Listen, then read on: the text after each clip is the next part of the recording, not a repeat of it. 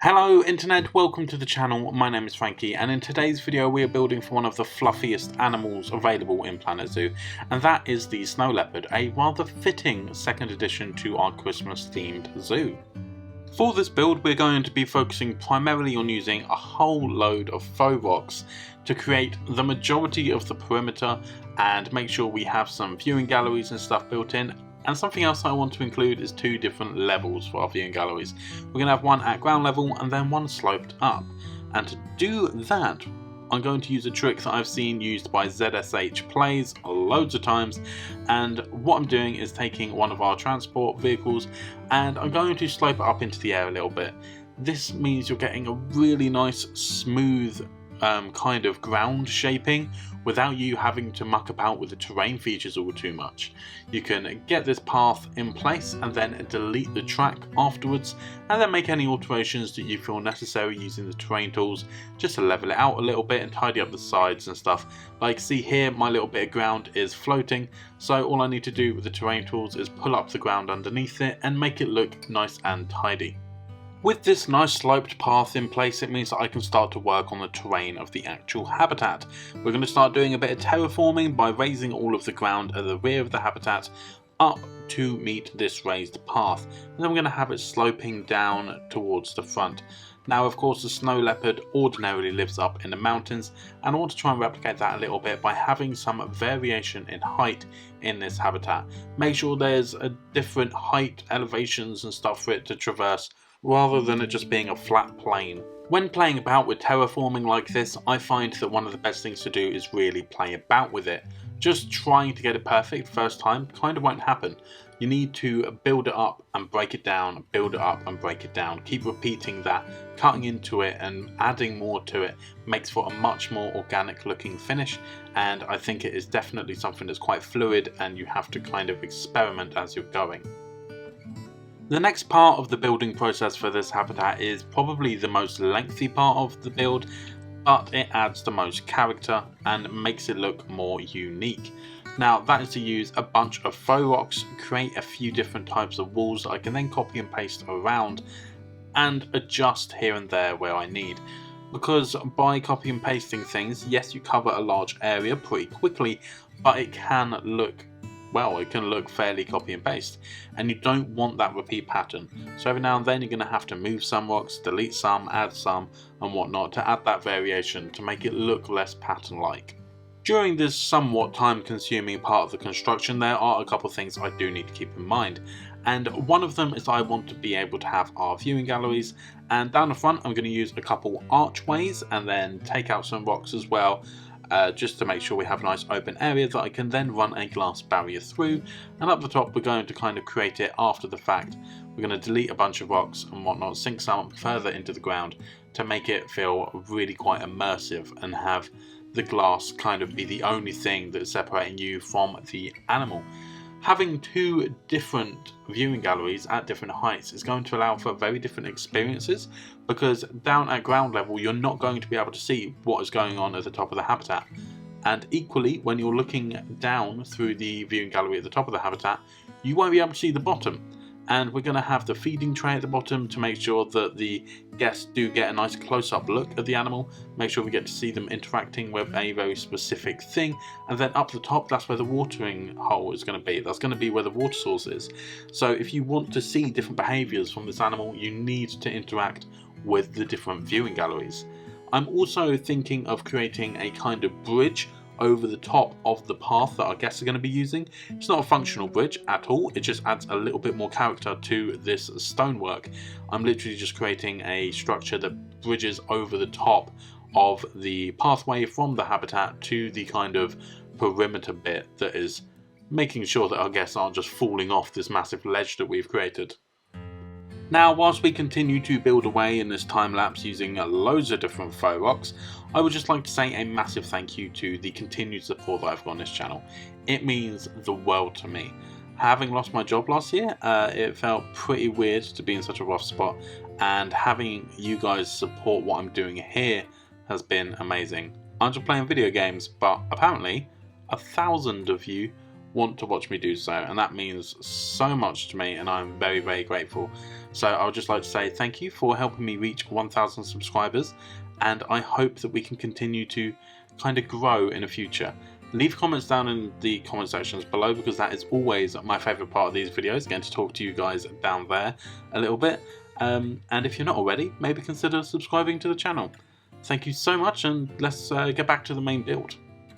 So once I was done with all of this rock work that felt like was taking forever, all I had to do was run a null barrier around this habitat and make sure that we also had some one-way glass in the viewing galleries that I'd created. I chose to go for one-way glass just because I feel like carnivores do need to feel like they're not being watched all the time.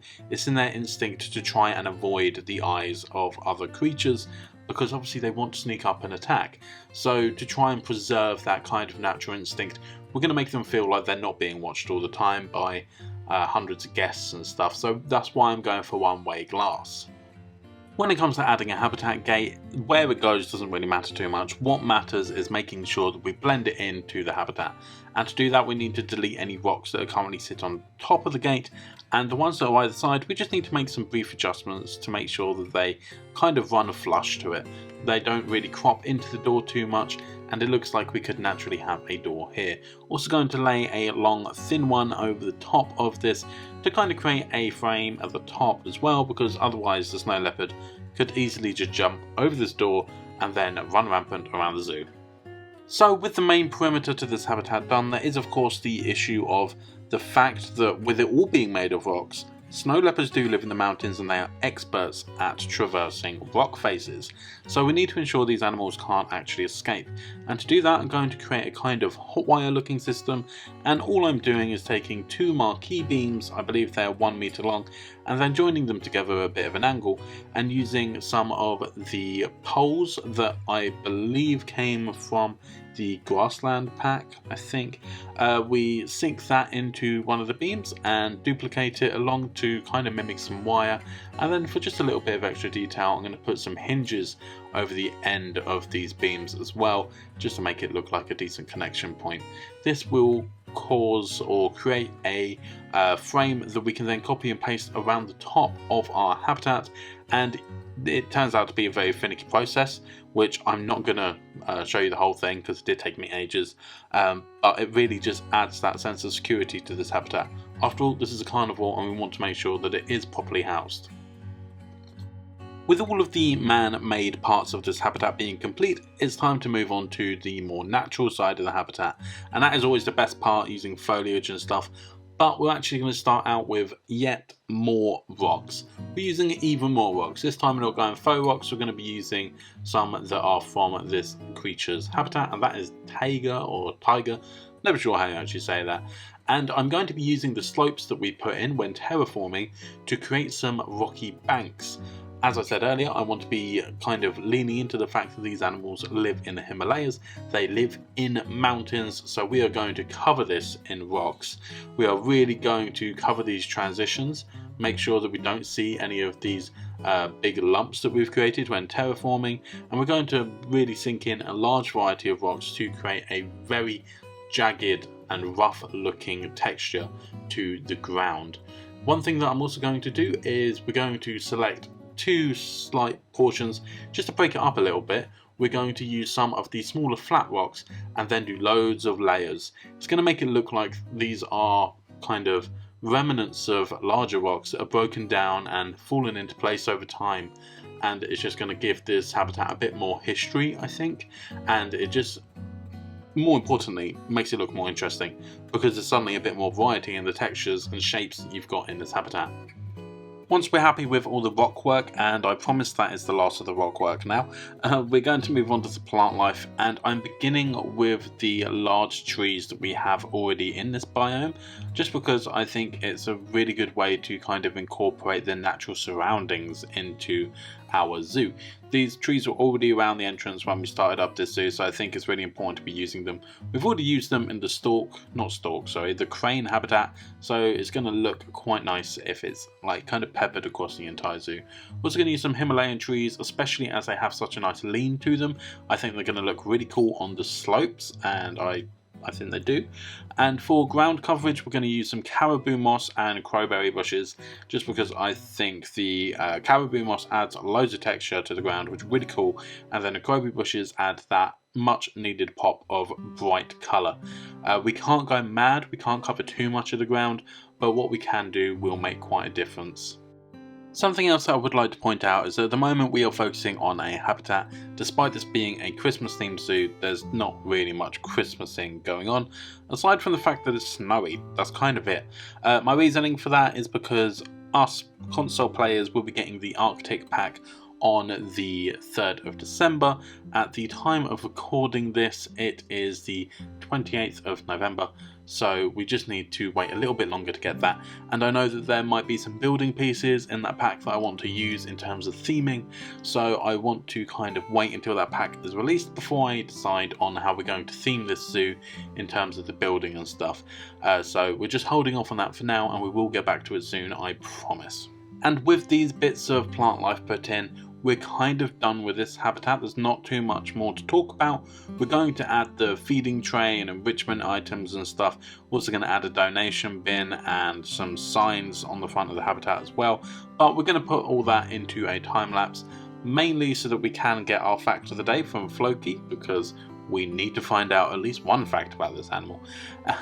But that is it from me. So thank you so much for having watched this video. Thank you again for 1,000 subscribers. It is amazing.